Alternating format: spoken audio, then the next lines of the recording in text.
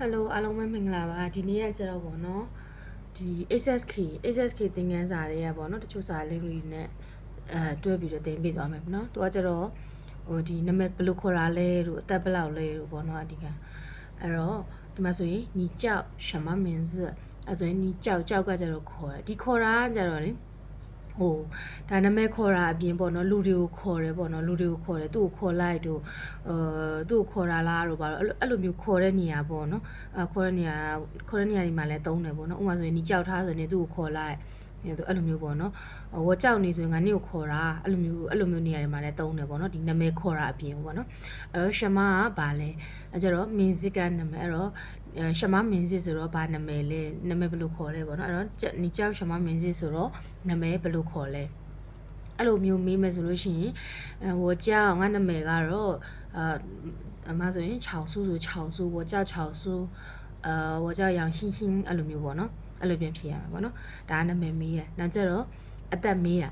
တဲ့မဟာမှာဆိုလို့ရှိရင်အမတို့2မျိုးရှိရပေါ့နော်2မျိုးရှိရ2မျိုးကဘာလဲဆိုတော့ခလေးပေါ့အစပြောခဲ့တယ်မလားကြည်နဲ့တောရှောင်းနဲ့ဒီမှာကျတော့တောပဲတောတလုံးပဲတုံးတယ်ပေါ့နော်ကြည်ဆိုလို့ရှိရင်တည်လိုက်လေကြည်ဆိုလို့ရှိရင်ဆို10ခုကဏ္ဍနေအရေးအတွက်တွေကိုမေးတဲ့နေရာမှာတုံးတယ်လို့ပြောတယ်မှလားအဲ့တော့ကြည်ဆိုလို့ရှိရင်ကလေးတွေကိုမေးရတည်ရမလား10နှစ်ယောက်ကလေးတွေကိုမေးရ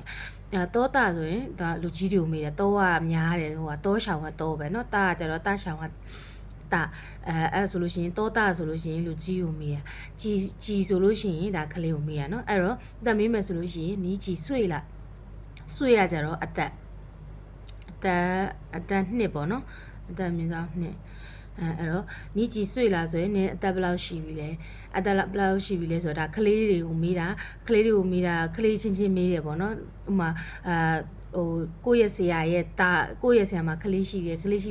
ရင် तू အသက်ဘယ်လောက်ရှိပြီလဲလို့မေးရင်你的儿子几岁了你的女儿几岁了အဲ့လိုမျိုးမေးလို့ရရပါတော့အဲကြတော့ကလေးငယ်လေးတွေကိုလည်းမေးမယ်ဆိုလို့ရှိရင်ရှောင်းဖန်းရိုး几岁了ကလေးအသက်ဘယ်လောက်ရှိပြီလဲအဲ့လိုမေးလို့ရရပါတော့လူကြီးတွေကိုတွားပြီးကိုနဲ့တငယ်ချင်းကိုအသက်အရွယ်ချင်းတို့ကိုဆရာကိုတွားပြီးတော့你几岁了လို့မေးလို့ရှိရင်မေးလို့တော့ရတယ်နားတော့နားလေတယ်ဒါပေမဲ့အဲ့လိုမျိုးမေးလို့မရအောင်မေကုန်းပုံစံမှားတယ်ပေါ့နော်မှားတယ်သူကကျတော့ဘာလို့ဆိုတော့ကြီးဆွေရ10နှစ်အောက်ကလေးကိုပဲသုံးတာဖြစ်တယ်အဲ့ဒါဆိုသူကသူတို့ရဲ့တရုတ်ဖြေတဲ့ပုံစံပေါ့နော်ဒီငါအသက်ဘယ်လောက်ရှိပြီလို့ပြောလို့ရှိရင်မြန်မာမှာဆိုလို့ရှိရင်နင်အသက်ဘယ်လောက်လဲဆိုရင်ငါအသက်ဘယ်လောက်တခါလေ20 25 26အောင်ကျွန်တော်32အဲ့လိုမျိုးပြောရမှာလားဒါပေမဲ့သူတို့ကကျတော့ဘယ်လိုလဲဆိုတရုတ်ကကျတော့ဝေါ်ကျင်းနေငါကြဒီနှစ်မလားငါဒီနှစ်အသက်ဘယ်လောက်ရှိပြီသူတို့အဲ့လိုမျိုးထည့်ပြောတရုတ်ကကျတော့ပေါ့နော်အဲ့ကျတော့ဝေါ်ကျင်းနေအသက်ဘယ်လောက်လဲဥမာထားပါဆို28နှစ်ဆိုရင်အရှိပါဆွေရပြန်ထည့်ရတယ်နော်အရှိပါဆွေလားဒီဒီနေ့ငါဒီနေ့အသက်28ရှိနေပြီဝကျင်းအရှိပါဆွေအဲ့လေငါဒီနေ့28နှစ်အဲ့လိုမျိုးလည်းပြောလို့ရအောင်နော်အရှိပါဆွေလားအဲ့လိုမျိုးလည်းထည့်လည်းထည့်သုံးလို့ရပါဘောနော်နောက်တစ်ခုကကျတော့ဒီမှာဆိုလို့ရှိရင်ဥမာအနေနဲ့သုံးတာဆိုလို့ရှိရင်ဒီပနေရအဖေကတောတာလားနေရအဖေကတော့နေရအဖေဆိုတော့လူကြီးဟုတ်တယ်မလားလူကြီးဆိုတော့ကြီးဆွေးနေမေးလို့မရတော့ဘူးသူကတောတာလားအသက်ဘယ်လောက်ရှိပြီလဲအဲ့ဒါဆိုလို့ရှိရင်သူကျင်းနေရဒီနှစ်ကျင်းနေရသူကတရုတ်ပုံစံကိုထည့်သုံးတာတိလားအဲ့ကျတော့ကိုကထည့်သုံးရင်လည်းရတယ်ထည့်မသုံးရင်လည်းရတယ်ဒါပေမဲ့တရုတ်တွေကတော့တော်တော်များများကျင်းနေရအဲ့လိုမျိုးထည့်သုံးထားကျင်းနေရသူဒီနှစ်ဥမာဆိုလို့ရှိရင်ဝူရှိပါဆွေလား58နှစ်ရှိပြီဒီဆွေရတော့ပြန်ထည့်ပါနော်ရှိပါဆွေလားအဲ့လိုမျိုးပြန်သုံးတယ်ပေါ့နော်ဒါဒီကဒါအသက်မေးတာနဲ့နာမည်မေးတဲ့ဟာနဲ့ပုံစံပေါ့နော်အဲ့တော့နောက်တစ်ခုထပ်သင်ပြနေတာကျဘာသာစကားပေါ့နော်ယူယန်ကကျတော့ဘာသာစကားပေါ့နော်ဒါကယူလို့တန်ထွက်တယ်နော်သူကကျတော့ဒီဦနဲ့ယူတာနော်ဒီဥတန်နဲ့မထွက်ဘဲနဲ့ဥတန်နဲ့ထွက်တာနော်ဒီယူယန်ကကျတော့ဒီဝိုင်ကအဲ့တော့ယူယန်ကကြတော့ဘာသာစကားဥမာအနေနဲ့မတို့ဒီဟွာတွေကိုသင်ပြီးမလား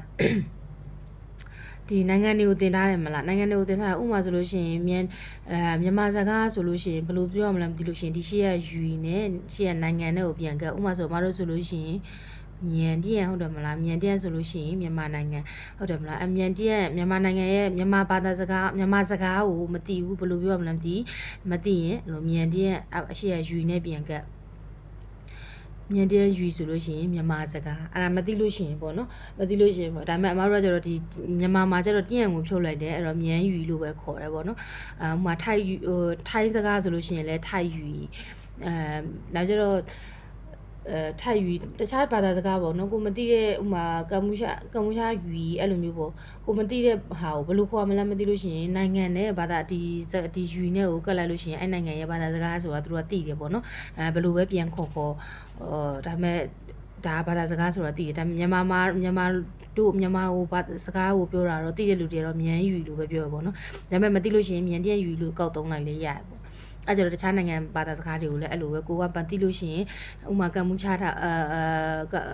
ကျန်းဖူကြိုက်ဆိုရင်ကမ္ဘောဒီးယားဟုတ်တယ်မလားကျန်းဖူကြိုက်ရမှာဘာသာစကားကိုဘယ်လိုပြောမှမသိကျန်းဖူကြိုက်ယူလို့ထည့်ပြီးတော့အဲ့လိုမျိုးသုံးလိုက်ပေါ့နော်အဲ့လိုမသိလို့ရှိရင်ယူသုံးလိုက်အဲ့ဒါဆိုရင်အဲ့နိုင်ငံရဲ့ဘာသာစကားဖြစ်သွားတယ်ကျတော့ဝမ်ဟွကကျတော့ယဉ်ကျေးမှုကချာပေါ့နော်ယဉ်ကျေးမှုကိုပြောအဲကျတော့ wait ဒီမှာဆိုလို့ရှိရင်နောက်ထပ်ပြီးတော့ဟိုဖြစ်လာပြီပေါ့နော်ဒီ advert တွေတိုးလာပြီပေါ့နော်ဒီကောင်တွေက advert တွေwaitဆိုတာကျတော့တက်တယ်ဆိုတာကじゃဘာလဲဆိုတော့လူတစ်ယောက်ရဲ့မှာ ability ပေါ့နော်စွမ်းဆောင်ရည်စွမ်းဆောင်ရည်ကိုပြတာဥပမာဆိုလို့ရှိရင်ငါကဘာလုပ်တတ်တယ်ငါညာလုပ်တယ်ဥပမာငါလုပ်တတ်တယ်ငါပြောတတ်တယ်ပေါ့နော်ဒီမှာဆိုလို့ရှိရင်ငါလုပ်တတ်တယ်အဲ့လိုမျိုးသူကစွမ်းဆောင်ရည်ကိုပြတာဟိုအဲ့ဒါကဟိုသူကဟိုရဲ့နောက်ကသူက adverb မလားဟိုရဲ့နောက်ကသူက verb ပဲလိုက်တယ်ငါဟိုဘာလုပ်တတ်တာလဲသူကလုပ်တတ်တဲ့ဟာကိုနဲ့လိုက်မှာပေါ့နော်ဒီမှာကျတော့နန်ကကြာလုံနိုင်တယ်နန်နဲ့ဟိုနဲ့ကဘာကွာလဲဆိုလို့ရှိရင်မြန်မာလိုပဲစဉ်းစားကြည့်လို့လေးပဲဟိုရကျတော့လုပ်တတ်တယ်ကွာလုပ်တတ်တယ်တချို့ကိစ္စတွေဆိုလို့ရှိရင်ရှင်ပေါ့နော်ဒီကိစ္စကိုငါလုပ်တတ်တယ်လုပ်တတ်တယ်ပေါ့နော်ဒီဥမာဆိုလို့ရှိရင်ငါကတပြက်စီးလဲတတ်တယ်ဒါပေမဲ့တပြက်စီးလဲတာကိုငါလုံနိုင်ခြင်းမလုံနိုင်ဘူးဒီကောင်ကကျတော့ဟိုပါပေါ့ခံစားချက်ပါမယ်အခြေအနေပါမယ်ပေါ့နော်ခံစားချက်တမှမဟုတ်လို့ရှိရင်အခြေအနေအခြေအနေပေါ့နော်ဥမာဆိုလို့ရှိရင်老师ကတပြက်စီးလဲတတ်တယ်ဒါပေမဲ့တပြက်စီးမလဲနိုင်ဘူးမလုပ်နိုင်ဘူးမလုပ်ချင်ဘူးအခြေအနေကို तू ကပြန်ပြတာပေါ့နော်ဒီခံစားချက်လည်းပါမယ်အခြေအနေလည်းပြမယ်အဲ့ဒါကကျတော့နန်နဲ့သုံးတယ်နော်तू ကကျတော့ဒီလုံနိုင်တာနဲ့လုံတတ်တာနဲ့ကိုယ်အောင်လို့ပေါ့နော်ဒီကောင်ကကျတော့လုံတတ်တယ် तू လုံတတ်တဲ့ဟာကိုပဲပြောတာဒီဟာကိုလုံတတ်လားမလုံတတ်လုံတတ်တယ်မလုံတတ်ဘူးလုံတတ်ပေမဲ့လုံနိုင်ခြင်းမလုံနိုင်မှာကွာဟုတ်တယ်မလားအဲ့လိုပုံစံမျိုးပြောတာနော်အဲ့ဒါကိုကျတော့ show ကကျတော့ verb နော် show ပြောသည် show ကပြောသည်show ဟွာဆိုရင်စကားပြောရတယ်ပေါ့နော် show ပြောသည်အဲ့ကျတော့ဟန်ယူရတရုတ်ဘာသာစကားတရုတ်ဘာသာစကားဆိုတော့အဲ့ဒါဘယ်လိုဖြစ်တာလဲဆိုတော့တစ်ချက်ပြန်ရှင်းပြမှာပေါ့နော်တရုတ်ဘာသာစကားကျန်တဲ့အပြင်မှာသင်မှုတဲ့လူတွေကိုတော့ပြောထားဘူးဟုတ်တယ်မလားသူတို့နိုင်ငံမှာဟန်လူမျိုးကလူမျိုးဟိုလူဦးရေအများဆုံးဟုတ်တယ်မလားဟန်လူမျိုးကလူကြီးတရုတ်နိုင်ငံမှာဆိုရင်လူကြီးအများဆုံးဖြစ်တဲ့အတွက်တို့ကဟန်ဘာသာစကားကိုသုံးတယ်အခုမတို့ပြောနေတဲ့ဟာတွေကဟန်ဘာသာစကားအဲ့ဒီအတွက်မတို့ကတရုတ်ဘာသာစကားဆိုလို့ရှိရင်ကျုံးကိုယူတို့ဘာလို့မဟုတ်ဟုတ်တယ်မလားသူနိုင်ငံကကျုံးကိုအဲ့ဒါကိုဘာသာစကားကျမှဘာလို့ဟန်ယူဖြစ်သွားလဲလို့ဖြစ်မှာဆိုလို့လေသူကကျတော့ဟန်ဘာသာစကားဟန်လူမျိုးရဲ့ယူဘာသာစကားကိုပြောတာဖြစ်တဲ့အတွက်ဟန်ယူအမတို့ခုပြောနေတဲ့ဟာကဟန်ယူအဲ့ဒါတရုတ်ဘာသာစကားအဲ့ဒါကိုပဲအမတို့ဖူထုံးဝါဆိုပြီးတော့ပြောရှိတယ်ဖူထုံးဝါကကြာဘာလဲဆိုတော့ဖူထုံးကကျတော့ဘုံကိုပြောတာကွန်မွန်ပေါ့နော်ဟွာကျတော့စကားဘုံစကားပေါ့ဘာလို့ဘုံစကားလို့ပြောတာလဲဆိုတော့အမတို့ကဒီတကဘာလုံးမှာပေါ့နော်တကဘာလုံးမှာဟိုသုံးတဲ့တရုပ်စာပေါ့နော်ကဘာလုံးမှာသုံးတဲ့တရုပ်စာအဲ့ဒါကိုကျတော့ဖူထုံးဝါလို့ခေါ်တယ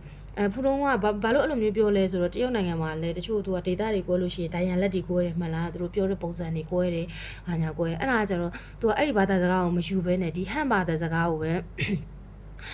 ဒီနိုင်ငံကွဲရင်ကိုသူကဘာသာစကားပဲစင်ကာပူဆိုလဲစင်ကာပူပြောတရုတ်တွေပြောတဲ့အတန်မလေးရှားတရုတ်တွေပြောတဲ့အတန်သူကတခုတူးကိုမတူဘူး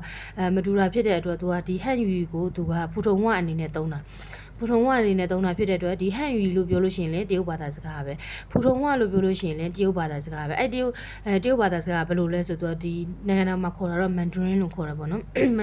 Mandarin Chinese ပေါ့တချို့က Chinese ကိုမှမျိုးကွဲတာရှိတယ်မှလားအဲ့ကျတော့သူက Mandarin Chinese ကကျတော့ common language ပဲ common language ဆိုတော့ဘုံသုံးတဲ့ဘာသာစကားပဲပေါ့နော်အဲ့တော့ဟန်ယူဆိုလို့ရှိရင်လည်းတရုတ်စကားကိုပြောတာပဲဖူထုံဝဆိုလို့ရှိရင်လည်းအမတို့ခုတင်နေတဲ့တရုတ်စကားကိုပြောတာပဲအဲ့ဒါအတူတူပဲဆိုတာသိရမှာပေါ့နော်နောက်ကျတော့英语ရဲ့ကျတော့အင်္ဂလိပ်စာ英语啊，英格လိပ်စာပေါ့နော်။那ကျတော့မြန်语啊မြန်မာစာ။အဲ့ဒီတော့ထိုင်းစာဆိုရင်ဘယ်လိုပြောမလဲ။ထိုင်းစာဆိုလို့ရှိရင်ထိုက်语ဟုတ်တယ်မလား။ထိုင်းစာဆိုလို့ရှိရင်ထိုက်语အဲ့လိုဖြစ်သွားတယ်ပေါ့နော်။အဲ့မှာဆိုလို့ရှိရင်ဒီမှာဆိုလို့ရှိရင် verb ကတစ်လုံးနဲ့ပါတယ်เนาะဒီနေ့တင်တဲ့မှာ verb ကတစ်လုံးနဲ့ပါတယ်အဲ့တော့ subject verb object object အတိုင်းပဲစလုံးကိုပြန်ပြောကြည့်စာကြောင်းကိုတိဆောက်ကြည့်မယ်ဆိုလို့ရှိရင် object ဥပမာဆိုလို့ရှိရင်ငါတရုတ်စကားကိုတရုတ်စကားပြောတတ်တယ်ထားပါတော့ပြောတတ်တယ်အဲ့တော့ဒီမှာဆိုရင်ကြည့်လိုက်ငါကဆိုတော့ဝအဲ့တော့ပြောတတ်တယ်ဆိုလို့ရှိရင်အမှပြောခဲ့တယ်မလား会အပေါင်း verb ဟုတ်တယ်မလား会အပေါင်း verb ဆိုတော့ပြောတတ်တယ်会ရတက်တယ်ပြောတတ်တယ်ဆိုတော့ sure ကပြောတတ်တယ်ဟုတ်တယ်မလားအဲ့တော့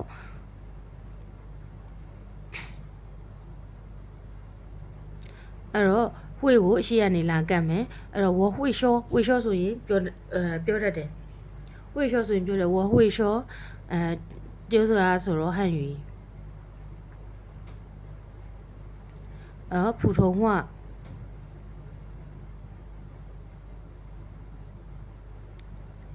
နောက်တစ်မျိုးရှိသေးတယ်တရုတ်စကားကိုခေါ်တာကျုံးဝမ်ပေါ့နော်ကျုံးဝမ်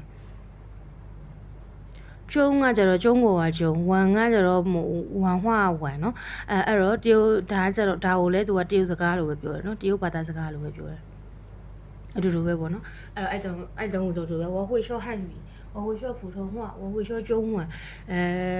များသောအားဖြင့်သုံးတာတော့ကျုံးဝံကိုသုံးတယ်ပေါ့နော်ဟန်ယူလဲသုံးလို့ရတယ်ဒါပေမဲ့အမတို့ဒါတခု experience sharing လုပ်တာပေါ့နော်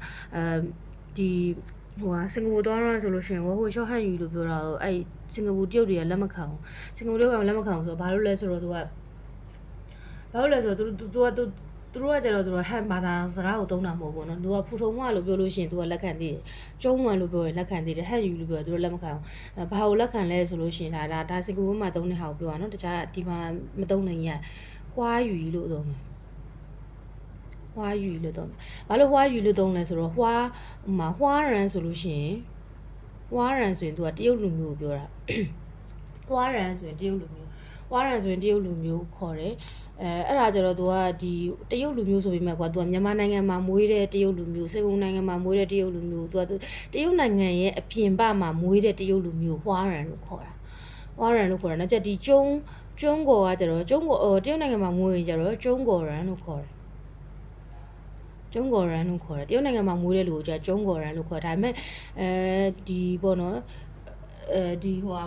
တရုတ်နိုင်ငံရဲ့အပြင်ဘက်မှာမွေးတဲ့တရုတ်တွေပေါ့နော်ဒီမလေးရှားမလေးတရုတ်တို့စင်ကာပူတရုတ်တို့မြန်မာတရုတ်တို့သိရမလားအဲ့လိုမျိုးတခြားပြည်ပမှာဖွာတဲ့တရုတ်တွေကိုကျတော့သူကဟွာရန်လို့ခေါ်တယ်အဲ့တရုတ်မှာဆိုလို့ရှိရင်ဒီဟန်ယူလို့ပြောတာသူလက်မခံဘူးဟွာယူပဲဒီတရုတ်ဘာသာစကားပဲအတူတူပဲကွာဒီစကားကိုပြောတာပဲသူလေသိန်းကွာတယ်တချို့သုံးနှုန်းလေးနည်းနည်းကွာတယ်ကွာဒါပေမဲ့သူကမရဘူးပြောမခံဟွာယူပဲအဲ့တော့အကောင်းဆုံးပြောတာကျုံးဝံကိုပြောတာတော့အကောင်းဆုံးပဲပေါ့နော်ဟန်ယူဖူထုံကပြောလဲရတယ်ဒီကျုံးကော်ရန်နီပေါ့နော်တရုတ်လူမျိုးတွေကိုပြောလို့ရတယ်ဒါပေမဲ့တခြားနိုင်ငံသားတွေကိုပြောလို့ရှိရင်ကျတော့သူတိတ်ဟွာမဖြစ်တော့အဲ့တော့ကျုံးဝံကိုပြောတာဒါပေမဲ့တိရမှာနော်ဟန်ယူကိုတိရပါဒါကဒီဘာလို့ဆိုတို့ကအများဆုံးဆက်ဆံတာ PG တရုတ်တွေနဲ့ဆက်ဆံတာလေအဲ့တော့ PG တရုတ်တွေကအဲ့ဒါတုံးတာဆိုတော့တို့ကတိကိုတိရမှာဟန်အဲ့တော့အဲ့နေရာမှာဒီမှာအစားထိုးသွားရုံမဟုတ်တယ်မလားကိုကဘာသာစကားတက်တယ်လဲဆိုလို့ရှိရင်ဒီနေရာမှာငါဘာသာစကားတက်တယ်ဆိုဝဟွေရှော့မြန်ယူဝဟွေရှော့ထိုက်ယူဟုတ်တယ်မလားအဲ့နေရာကိုအစားထိုးပြီးတော့သုံးတာဥမာသူသုံးတတ်တယ်ဆိုလို့သူပြောတတ်တယ်ဆိုလို့ရှိရင်ထားဝှေရှော့ထားမှန်ဝှေရှော့ဟုတ်တယ်မလားဒီတိုင်းပဲပေါ့နော်စာကြောင်းတိဆောက်ပုံကအတူတူပဲအဲ့တော့ဒီကောင်ကလည်းအတူတူပဲအဲ့တော့ဝဟွေရှော့ဟန်ယူဥမာဆိုဒါဆိုငါစားတယ်ဥမာသူတရုတ်စကားပြောတတ်တာဆိုလို့ရှိရင်ဘယ်လိုတော့နောက်ကမားလေးထည့်လိုက်ရုံမဟုတ်တယ်မလား他会说汉语吗ဒါဆိုလို့ရှိရင် तू တရုတ်စကားပြောတယ်လားဟုတ်တယ်မလားဒါဆိုရင်တခါတည်းမိကုန်းမှာပါပြီးသားဟုတ်တယ်မလားမိကုန်းမှာပါပြီးသားဒါဆိုလို့ဒီတိုင်းပဲပုံမှန် subject verb object ကိုပဲဒီမှာဆိုရင် adverb တစ်ခုတိုးလာတယ်နောက်ကျတော့မိကုန်းပုံစံဆိုလဲဒါပဲဟုတ်တယ်နော်အဲ့တော့ရိုးစားစားပုံစံရပြီမိကုန်းပုံစံရပြီနောက်တစ်ခုကကျတော့ဘာလာမလဲအမိန်ပေးတဲ့ဟာလာမယ်အမိန်ပေးတဲ့ request လုပ်တဲ့ဟာတော့မှာအဲ့ဒါဆိုလို့ရှိရင် ကျေးဇူးပြု၍တရုတ်စကားပြောပါဆိုလို့ရှိရင်အတူတူပဲချင်းရှောဟန်ယူကျေးဇူးပြု၍တရုတ်စကားပြောပါအဲ့ဒါဆိုချင်းရှောမြန်းယူချင်းရှောထိုက်ယူဟုတ်တယ်မလားအဲ့တိုင်းပဲသုံးတယ်နောက်တစ်ခုမသုံးနဲ့ပြဲရှောဟန်ယူအဲ့ဒါဆိုလို့ရှိရင်တရုတ်စကားမပြောနဲ့ပြဲရှောမြန်းယူမြန်မာစကားမပြောနဲ့ပူရောက်ရှောမြန်းယူဟုတ်တယ်မလားပြဲပူရောက်ဟုတ်တယ်မလားဒါဆိုလို့ရှိရင်အမိန်ပေးရဟုတ်တယ်မလားဒါဆိုလို့ရှိရင် request လုပ်တယ်ဟုတ်တယ်မလားဒါဆိုရင်ရလောက်မယ်လို့ထင်ပါတယ်ဟိုကသင်ခန်းစာတွေပို့ပေးမယ်နော်ဒီဥစ္စာအော်အတန်ရွက်ချပေးမယ်နော်အဲ့တော့你叫什么名字你叫什么名字မင်းနာမည်ဘယ်လိုခေါ်လဲ我叫乔苏我叫乔苏ငါနာမည်က乔苏အဲ့တော့你几岁了你几岁了နင်ဘယ်လောက်ရှိပြီလဲ我今年28岁了ငါဒီနှစ်28နှစ်ရှိပြီ我今年28岁了你爸爸多大了你爸爸多大了他今年58岁了他今年58岁了语言晚话会能说汉语普通话英语缅语泰语အော်အဲ့မှာမလဲပေါ့နော်အတူတူပဲဒီဝှေ့နဲ့နန်နဲ့ကသုံးနာချင်းသုံးတဲ့ပုံစံချင်းအတူတူပဲပေါ့နော်သူအတိတ်ပဲလေးပဲကွဲသွားတာဝှေ့ဆိုရင်တက်တယ်နန်ဆိုရင်ဥမာဆိုလို့ရှိရင်အမတရုတ်စကားကိုပြောနိုင်တယ်ဒါပေမဲ့သိရမလားပြောတတ်တယ်ပေါ့နော်ပြောတတ်တယ်ဒါပေမဲ့မပြောနိုင်ဘူးပြောတတ်တယ်မပြောနိုင်ဘူးမပြောချင်ဘူးကွာအဲ့လိုပုံစံမျိုးဆိုလေ我会说中文但我不能说中文အဲ့လိုမျိုးပဲပေါ့နော်ဒီဝှေ့နေတာနဲ့ပြောတတ်တာနဲ့ပြောနိုင်တာနဲ့ကိုအဲ့လိုမျိုးသုံးသွားပေါ့နော်ဒါပဲနော်အဲ့ဆိုရင်ဒါပဲနော်ဟိုကလေ့ကျင့်ခန်းလေးပို့ပြီးမယ်ဘိုင်